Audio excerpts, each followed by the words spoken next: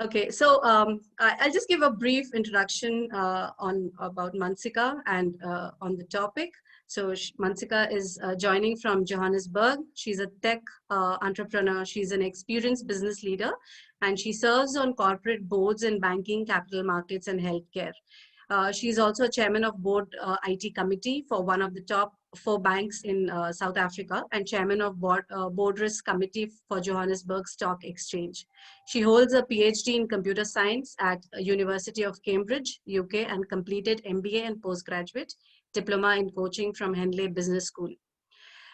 She sees a part of her role as a corporate advisor to develop talent, hence devotes her time to coaching emerging managers and shares her executive experience and board challenges. Today in this session on the topic of leadership in turbulent times, she'll explore the challenges of leadership disrupted by the global pandemic using a simple learning iteration. How much time does the executive operating in crisis mode devote to reflection?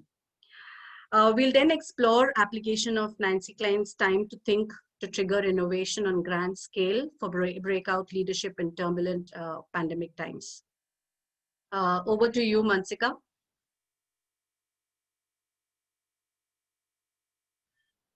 Mantsika, you're on mute. Isn't that the call for our times? you're on mute. Well, at least you can hear me now. So welcome everybody joining us from across the world. Hello from Johannesburg. And it's morning time here, so if I keep reverting to good morning, you'll understand why. But it's a pleasure to be with you today. So over the past 6 months, I've led conversations with entrepreneurs, business leaders, thought leaders across South Africa. So today is a real opportunity for me to sort of trigger this conversation on a global scale to get your views on how the global pandemic is impacting you, your organizations, and in particular, your leadership approach. How is this times and the times that we're going through in 2020 improving or detracting from your role as a leader? I'd like to focus on 3 dimensions, and Smita has highlighted some of these. The first I'll call reflection, and we'll explore a little bit of what it means for you to carve out time for reflection when you're in a crisis mode and operating at high speed. We'll then look at inflection points. And here I'm really looking for what are some of the triggers that you're looking at in terms of identifying the opportunities to break out of crisis mode, because there's a real need to say, well, can leaders look beyond the current? And when do you do that? Because we're all across the world, including South Africa. In fact, tomorrow in South Africa, we get into level 1, which is essentially us removing a lot of the restrictions here. But wherever you are in the world, I imagine you've had some level of restrictions on your freedoms, on your movements, on your business's ability to operate. And as some of these get removed, what do you let go of, and how do you break into a different mode? And then the third component is really trying to understand you as a leader beyond your organization and your country on a global scale. What do you see as your impact? And I'll try and trigger some of these reflection times in the next couple of minutes. So. Just as a quick introduction, perhaps, can I ask those of you who are joining us on the call today to maybe on the notes or on the chat, just answer a simple question. Over the past 6 months, have you increased or decreased the time that you allocate to reflection? Now, of course, I haven't touched on how you describe reflection, but whichever way you see it, what is your time allocation to reflection versus any other activity that you face as a leader today? Increase I or decrease D?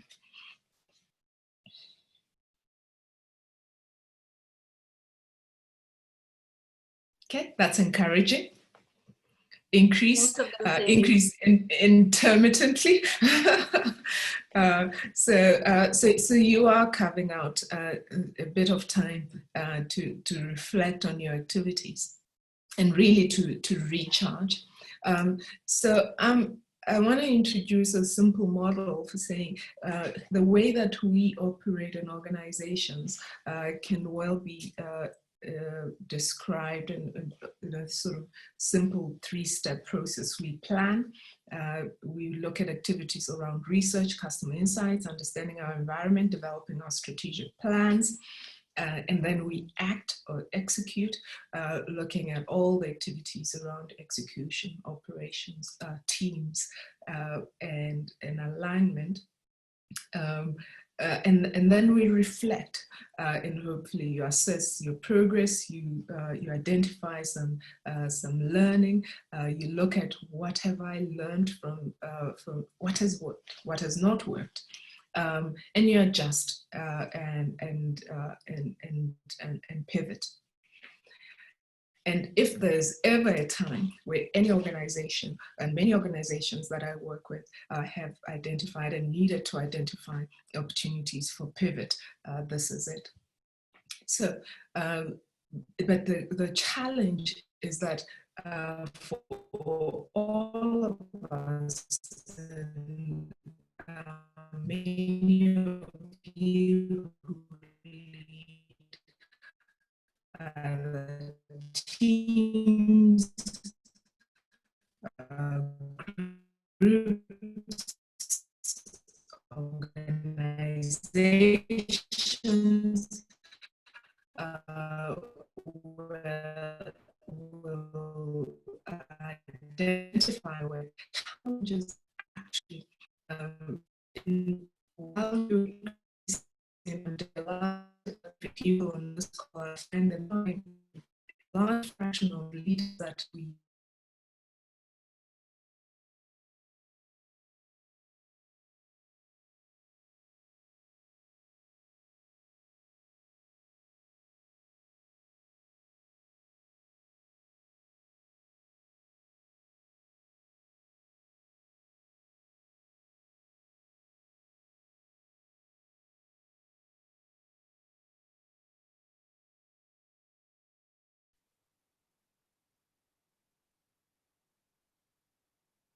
Mantsika?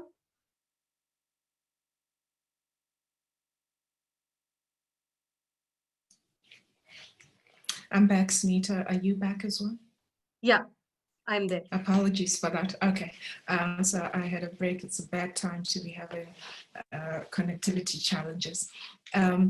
So we're talking about reflection, and I've noted that for many of the people joining us on the call, actually you have been able to carve out time for reflection. It's something that I'm finding that because all of us are operating in this crisis mode, we're having to trigger all of the business continuity plans that we never ever wanted to work on.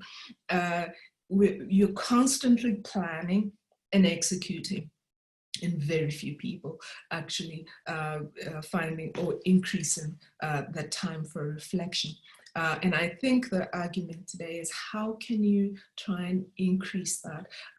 It's already a small portion of what most managers and leaders, how they allocate their time. If you take this sort of three category model around planning, execution, and reflection. And so my challenge for you today is to say, well, can we try and increase that?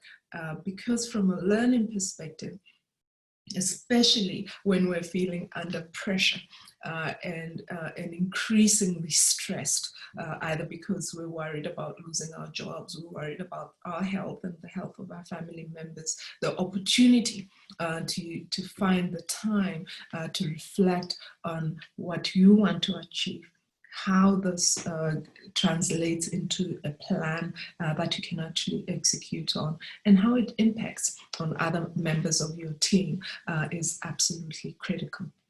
So the next question then, because actually on this call we have the surprisingly good sort of alignment around this need for reflection, and many of you have increased your reflection time. How is that improving your leadership? I would argue that when we reflect, we give ourselves the time to really not just focus on the problems of today, but also look at the opportunities that this moment presents. Now, we're in Johannesburg and can often feel quite disconnected, even in the good times. In times where borders are closed, this is a wonderful opportunity to connect with you from across the world, because it's feeling like everything's becoming small. We're all almost either in our homes, in our countries, we're sort of forgetting to find these opportunities to reflect and to connect. So that's the first part of what I wanted to introduce today, carving out for leaders opportunities to increase the reflection, and then measuring how does this improve my overall leadership through the cycle. How does it improve my planning? How does it improve my execution? The next part of what I then want to touch on is on inflection. So we've highlighted that actually we're going to be planning, acting, and reflecting. We want to find more time to reflect. The question is, how can we use this opportunity then to not just do this in a cycle where we're in crisis mode? How do we break out of crisis mode? So I want to do a second small pulse meter, if you don't mind, which is over the past 6 months. And I have to do put the links for a broader and more statistically significant study, but I am keen to see from all of us on the call today how often over the past 6 months you get interrupted in a meeting. I assume most of us are now doing our meetings virtually. So here I'm talking about the virtual meetings, a Zoom call, Microsoft Teams. I have no idea who decided that Teams was a good idea for all of us in the corporate environment, but there it is. Zoom, Teams, whatever it is that you're using at Google Meet. But you're holding your meetings virtually. Your team is dispersed, so you don't have a lot of opportunities for seeing them on a regular basis. When you do get opportunities to connect, how often are you interrupted in a meeting? Is that increased, I, or decreased, D?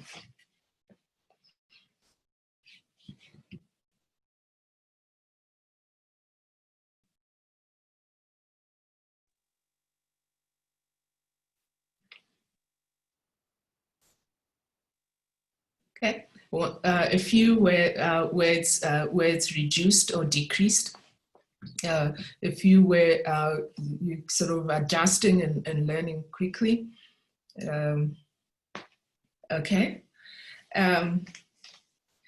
So this second part is really about how these turbulent times are impacting our ability to listen. And listening well requires a higher or heightened level of focus on the members of the team and that you were working with, but also to some extent reduced interruption. Now, something interesting is happening. I've highlighted that meetings are becoming virtual.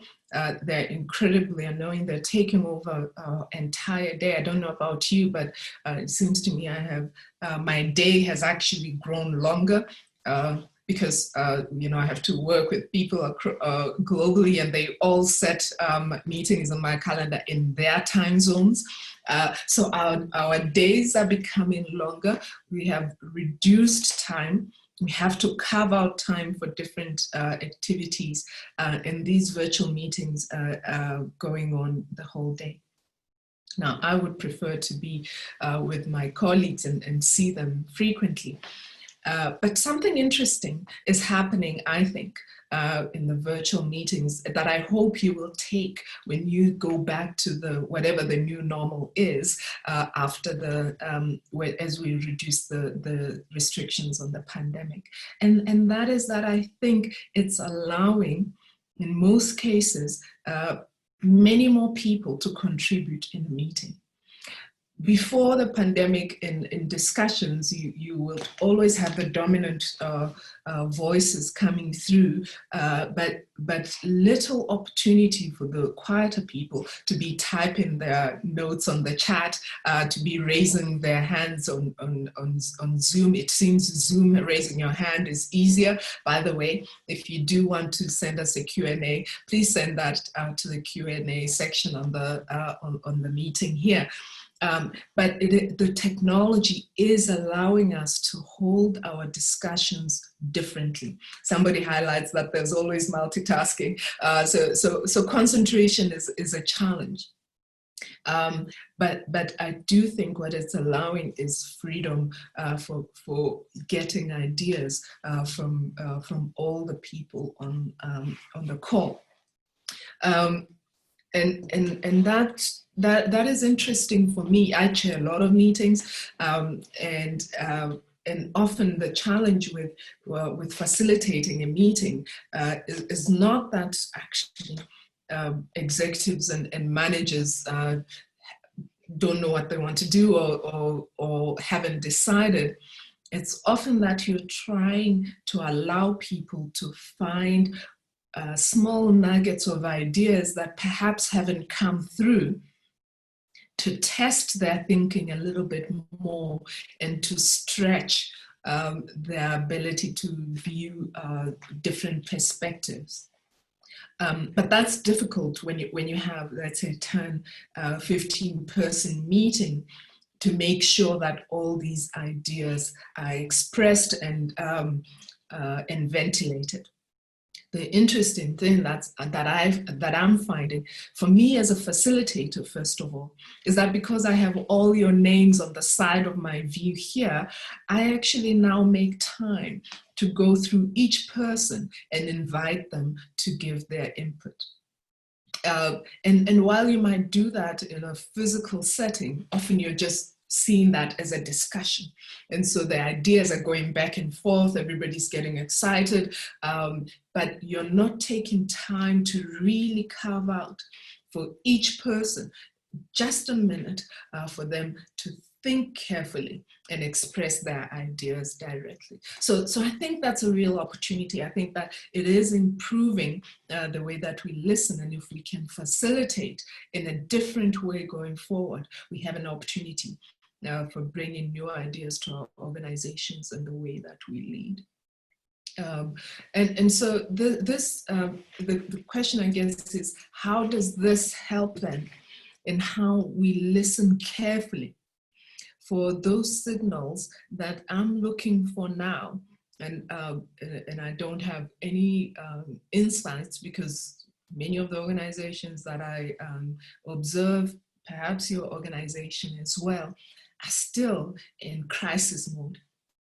But I'm going into this period now where what I'm looking for and what I'm listening for in the conversations that come through in these discussions is really listening for an inflection point, where are leaders and managers and team members starting to see a level of confidence that they can look beyond the activities that are crisis activities. When is the right time for your organization to open up, if you like? And opening up, as I've said, is not really a function of just what you want to do and what your organization wants to do, because that will be also have some external input from regulations wherever you operate. But I think there's a real need for leaders to start now, if you've been in crisis mode for 6 months, as we have, to start to think about what are the things that I want to delegate about the crisis mode of this turbulence? What can other leaders in the organization manage? Delegate that and start to look beyond the COVID environment. How do we emerge? And finding that, I think, is now the leadership challenge of the next couple of months. I hope that that gives you an idea of how you might use listening and listening actively to try and be ahead of the curve in terms of identifying when that inflection point is right for your organization. Because, I mean, I see in the UK, many of you are now going through a second phase of this pandemic. There's no rule book around when this will be, and you really can't get out of it too quickly. You can't sort of emerge from crisis mode without being confident that you have a level of stability, because that stability gives you the license to operate differently. Okay, so that's inflection point and how you're managing interruptions. I see a comment here around whether interruptions within ourselves have increased. And I noted also the issue around multitasking. In fact, that's why I highlighted these two areas, because you're trying to really focus your listening to be an active listener, and to try and identify the right moments in order to remove the distractions, because any interruptions are really distractions, and also they distract from getting core ideas either from yourself or others within the team. Okay, I don't see other questions here. Let me go here to the Q&A. Yeah, there is a question here, Mantsika. Cindy asks, can you share your insights on what you're noticing and how longer work days impacts yourselves and others? Yep. Thank you very much, Cindy. So it's interesting. I asked a team a couple of months ago. I said to a team, I really would need somebody else to lead some of these sessions that we're having, because I get so many interruptions, and so when I'm the leader of the facilitator for the discussion, it becomes challenging. Now I've been locked down or in a level of sheltering in place with a 6-year-old, and I don't know how many of you have had 6-year-olds running around and trying to have them hold their attention for more than an hour. So I've been dramatically decreasing the length of the meetings or sessions that I have. And that itself is a challenge, because as we've highlighted, you need the time to interact with your team so that you can listen better, especially when you don't have physical presence with them. So what I've been trying to do is decrease the time. But even that doesn't work. So let me tell you what the response was when I said that I wanted to change the way that we lead. The response was, but we discussed this and we agreed that this was world-class way of doing it. Now, world-class is fine, but world-class when it gets into my house and it impacts the way that my son views how he moves around his space and what he's always viewed as his own house is a problem. And it's particularly so because, well, I not only have to do this, but I also have to teach every morning. I'm now the assistant teacher for their classes, and I have to do my work, and I have to focus on other things as well. There's a whole lot of demands converging at the same time, and making essentially your day grow. So even though in some cases, as we've highlighted, actually the pandemic has necessarily removed some of the external distractions because we can't go anywhere, it's actually limiting our time. And we have to find time to deal with the stress. We have time to deal with work, we have time to deal with children and their demands, etc. So my day has gotten longer, there's no doubt about that. And I've tried, even then, I've tried to make to break down each of the sessions to much shorter, not necessarily an hour. When an hour helps, it's best for me, but it's not necessarily always possible. I have also tried to share some of the responsibilities better, so that I can, for example, have a focused 30 to 45 minute session and then hand over where it's possible to somebody else. Because what happens is when I get an interruption, well, I just get myself off video for a minute, and he comes into the room, and then I argue with him quickly, and then I get back onto video. So I think there's different strategies, of course, some that you can deploy better than if you're perhaps the facilitator, like Smita has to stay on the call constantly because she's our coordinator for today. So I try and make sure I manage where am I the lead versus actively participating and actively listening. I'm also trying to be much firmer around what I will and will not accept in terms of invitations and meetings, because I do try to make sure that I, in a frantic, stressful environment, still make time to reflect. And so the idea around actually, even though I feel like I have to constantly be acting and in execution mode because there's so many challenging issues coming up each day, trying to carve out time is critical.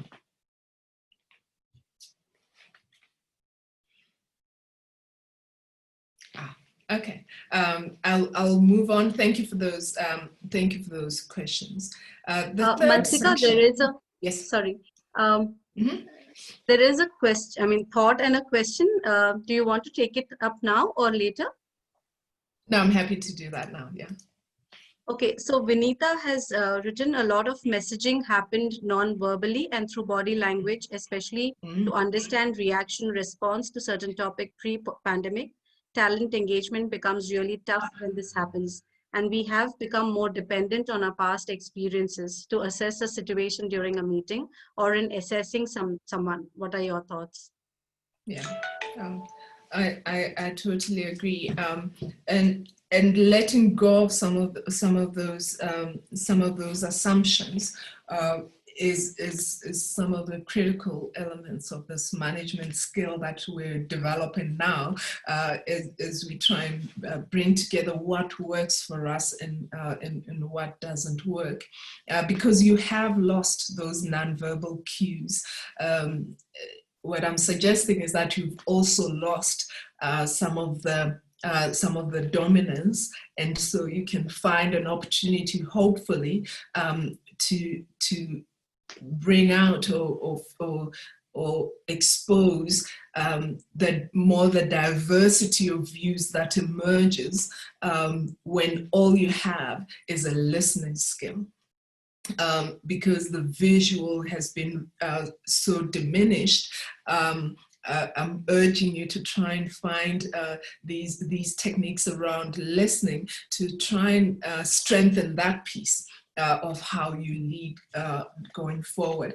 And some of these are in the Nancy Klein framework that I'm referring to here, is in a book called Time to Think, and it's a framework that many of you will have some experience with, but it's really about trying to use listening, and in this case, not just listening one-to-one, which is critical when you're leading people and trying to make sure that you can give them feedback frequently and directly on their performance, on their activity, etc.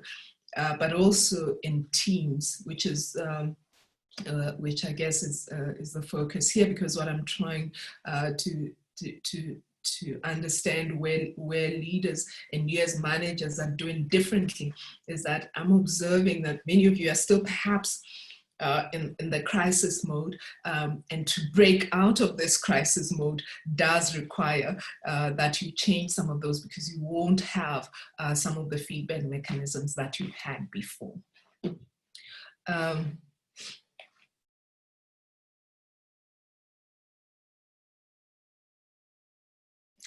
Okay, so there's a question around, well, actually, in addition to that, we're not really getting the verbal feedback. Well, in this session, perhaps it is limited. Sunita, I don't know if participants can actually raise their questions on audio. We'll do that. Let's do that. Let's try that at the end of the session. I'll complete the third section, and then we'll try to see how participants are voicing can give audio. But I think it's interesting that, you know, even with the chart view, and I'm trying to make sure that in many cases when I'm facilitating a session via Zoom, etc., we try and create a stream so that people can then comment like you would on a WhatsApp chat on a stream of items, or comment on a specific comment rather than each comment individually. I do think what's happening is that many more people are giving voice to their ideas than before. So in a session like this, we have maybe 20, 30 people. In a physical meeting, we would struggle to have 5 people perhaps raise their hands and have their ideas through. When we ask all of you to do that all concurrently, we are getting a much richer feedback mechanism, and then we can take that and analyze that post the session. I agree, but there is a much richer vein emerging, I think, where many more people are giving voice to their ideas in a session than you would otherwise do. And I think it's a new facilitation skill that we have to enhance, precisely because, as you've noted, we've lost some of the other things that come with being in physical presence.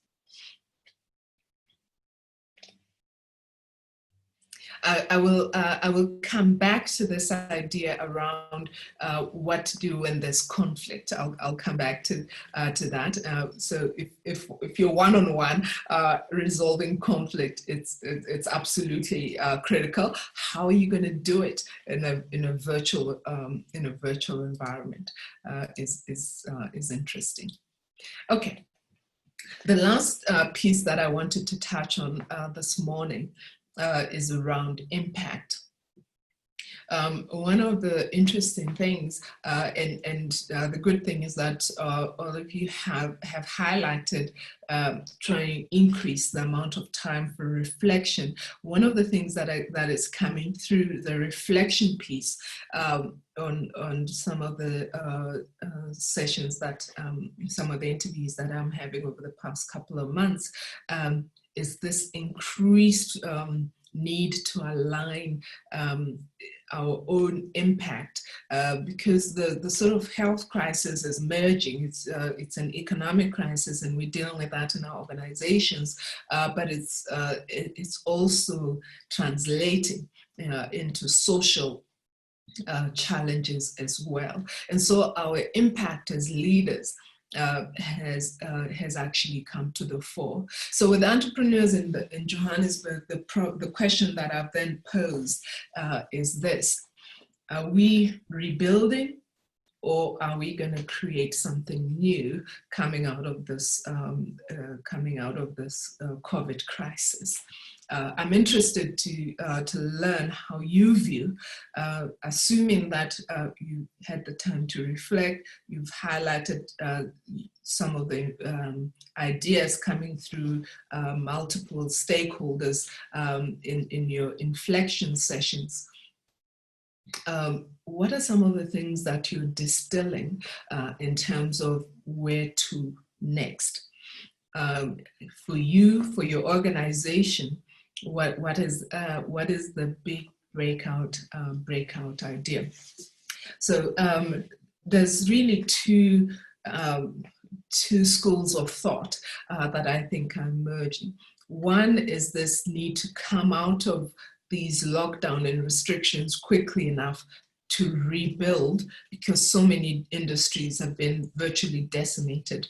Travel, tourism are still going to be increasingly challenging, even as we come out of the lockdown environments. Other industries might recover quicker, but even those are going to be face significant challenge. So there's an element of rebuilding.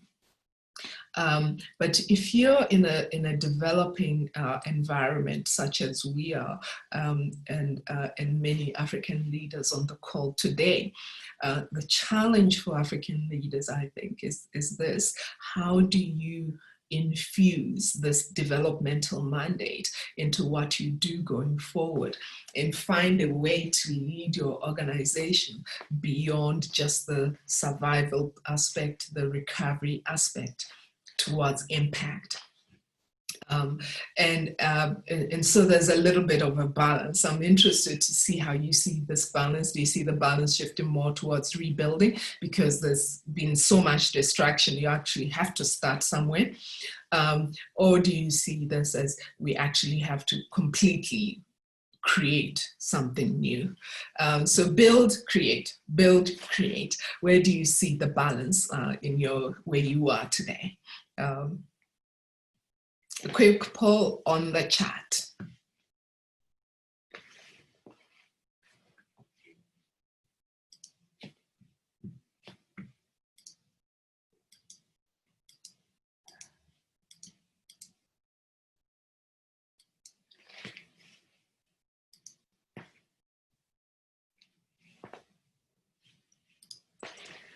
Okay, I will review some of the feedback coming through there now. Let's see, the Q&A.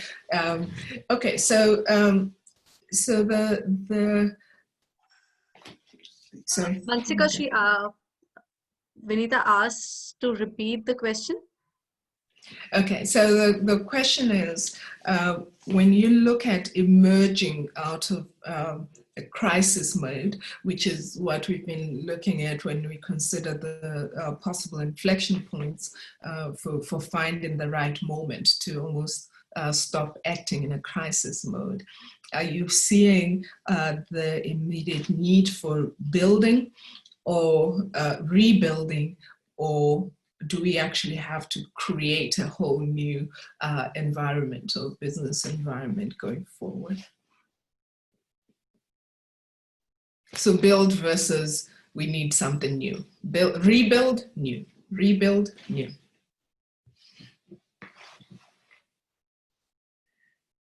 Okay, so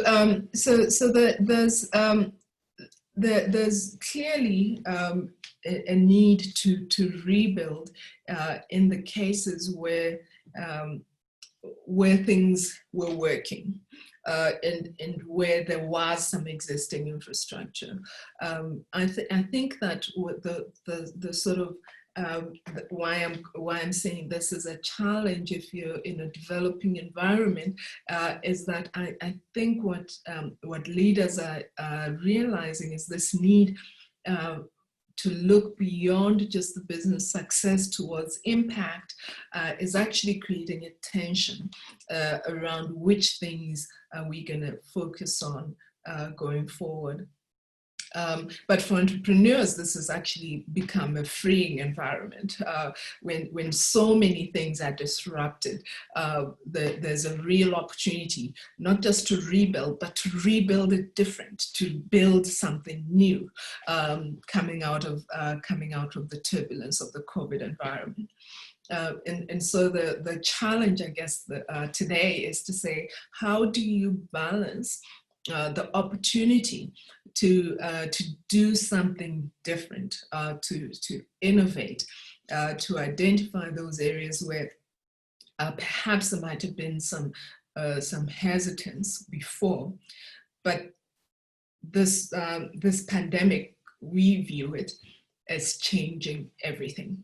And if you start from a perspective where everything necessarily has to change, then I think you'll find some freedom to almost bring in some of those new ideas in your sessions that you have with your teams, to say, test out some new ideas, identify them, iterate quicker through this cycle of planning, acting, and reflecting, but do it anyway.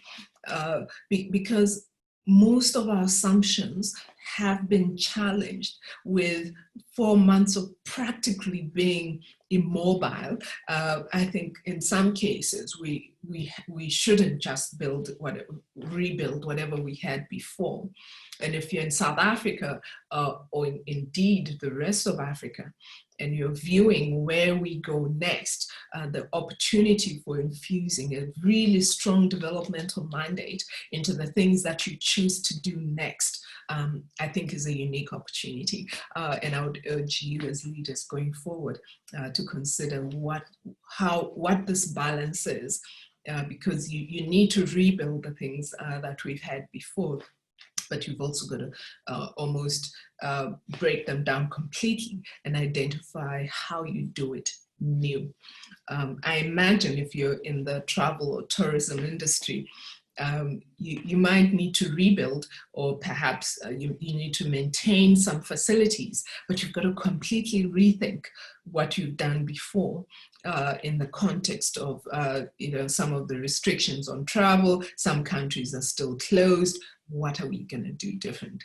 I'm in financial services. You're going to have to necessarily think differently about how finance impacts our day-to-day lives, and how you bring that closer to not just being an abstract and very highly technical and sophisticated industry, but making it relevant when people are looking for a way to emerge from what has been a devastating and turbulent time. I think that's it from me. I see some questions and comments on the chat. Smita, if you'll help me go through some of those, I'd like to spend the remaining part of our session today just getting your views on these 3 areas and how you see them in your environment. Sure. So there's a comment from Cindy. She says, I think it's both may have created many things that are working, but it's equally important to notice our current and what's emerging in the future. Yeah. So create now and rebuild. I see some of those comments. In some industries, there's a real need to focus on rebuilding. And in fact, if it was existing, that's the only area perhaps that you have an option for. I think for South Africa and for the rest of Africa, in many cases, some of these didn't even exist. And so when you look at what to do next, you have to look at how to create new ones as well. Okay, there's some comment around actually undo some of this. That's actually interesting. I do think that's what the turbulence of the past 6 months has led us to. Like I said, in most of the sessions that I'm leading with entrepreneurs now, we really do see a theme where we think that the pandemic has changed everything, and so there's a real sense of it's undone so much. We're going to have to decide. We can't just decide that we're going to rebuild. We have to perhaps create something new, because what we had before wasn't necessarily working. Some of you in other parts of the world, let me give a little bit of context in South Africa, because this week this is what we're debating. South Africa has one of the most unequal societies, in the sense of the sort of Gini coefficient and the difference in wealth distribution. And so yesterday the sort of unemployment statistics are dominating discussions in South Africa this week. And so when you're in an environment where so much that is good has not necessarily worked for a lot of people, there is actually perhaps this is a trigger for it's undone so much. We're going to have to think differently about what it is that you build going forward. So drawing and learning from the past, absolutely. I believe in that, and in fact, it's why we started with this issue of reflection, because I deeply believe that when we don't create time for reflection, then we don't learn as quickly as we might otherwise do. So learning is, for me, intrinsic to the opportunity for reflection. Looking from corporate environment, so how do you use virtual connection as physical travel and restrictions are impacted? It is interesting. So I did consider, when we were looking at this session, to say, how do you almost bring in from all these different areas a sense of what it is like where you are today. Perhaps it's morning, it's evening, it's because we can't be together, we're losing an element. But actually, it might be quite interesting to create a little window, because we've created this time to be together, to say, take me to where you are now. What does that look like in South Africa? In Johannesburg now, it's a little bit cloudy, it's a little bit misty, but it's spring, so it's vibrant and colorful. There's an interesting way of saying, well, what will travel look like, and what will those experiences be? And I hope that for those of you in some of those industries, you're starting to bring that in your discussions around how you think about the world and your impact differently going forward. Any other comments? Okay, then I want to go back to a question that we had earlier around conflict.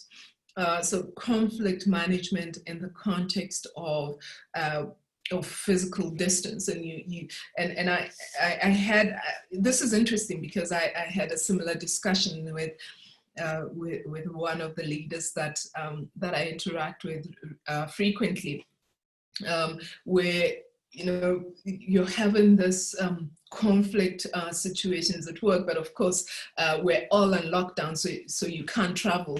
The colleague is in Cape Town, she's in Johannesburg, and you're trying to resolve this without necessarily sitting down together. And I agree with you completely. When you're in conflict situations, diffusing it often requires sitting down so that you can, be face to face and resolve things carefully. And emails quickly escalate because everybody reads what they want to read in between all this email communication. So I do think that the current environment creates a sort of ripe environment for heightened conflict, just from the sense that, first of all, managers are already feeling disempowered.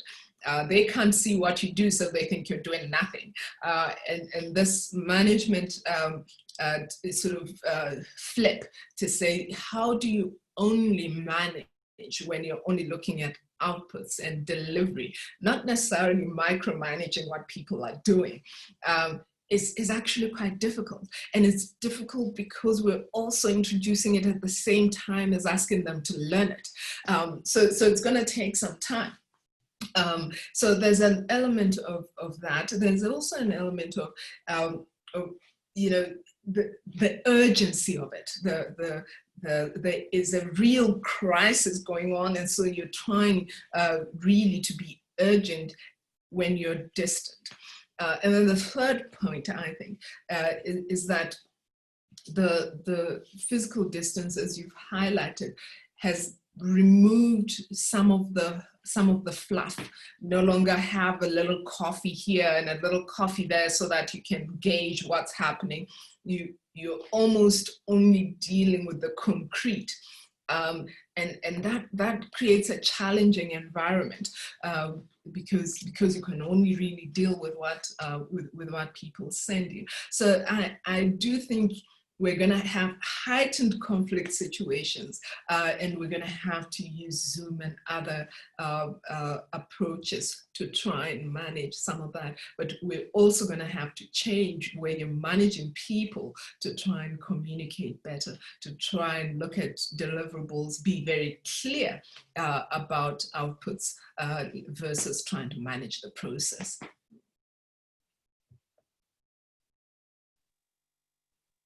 A few more questions around leadership challenges when we do have to go back. That is interesting, Smita. I must say I heard a new term recently where one business was referring to this as re-entry. So it seems getting people back to work is just as difficult as when we told them to go work from home. So there's a little bit of a re-entry, reorientation that needs to happen for all of us to then start working together again when we do have physical offices to go back to. So the re-entry is going to be another opportunity for us to do things differently. There's something interesting. Vinita says, on a lighter note, depends on internet speed. Oh, I true. definitely agree with that. True. And I apologize. Mine cut me off earlier today. I do hope that the session today has been of value, and that as we sort of come to the last 2-3 minutes, despite the technology challenges, we've all been able to connect from different parts of the world on some and find something that is relevant for your leadership and for your business. I've just put in the link for the LinkedIn and also for a feedback link, okay. Just in case, people want to continue and share some thoughts after the session. Please I look forward to that. And put your thoughts on that LinkedIn group. Yeah. Absolutely. Absolutely. Anyone has any thoughts? Yeah, I was just checking the chat box.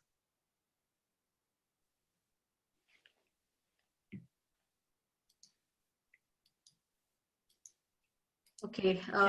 Smita, thank you very much for facilitating the session today. Thank you for putting together a wonderful festival. I'm calling it a festival. I've never seen any kind of symposium run for a whole month. So we're having a festival of growing and learning and interacting, and I'm thoroughly enjoying it. I've been to a few of the other sessions, and I hope you take the opportunity if you've been a part of this session, to find something else that interests you for the rest of the month. And I look forward to interacting with you through the questions or through some of the connections that Kochara will put together for us going forward. Yeah. Thank you so much, Mantsika. It's been a pleasure to have you, and thank you so much for sharing from your own experiences. I think Mm. my takeaway is definitely on the reflection.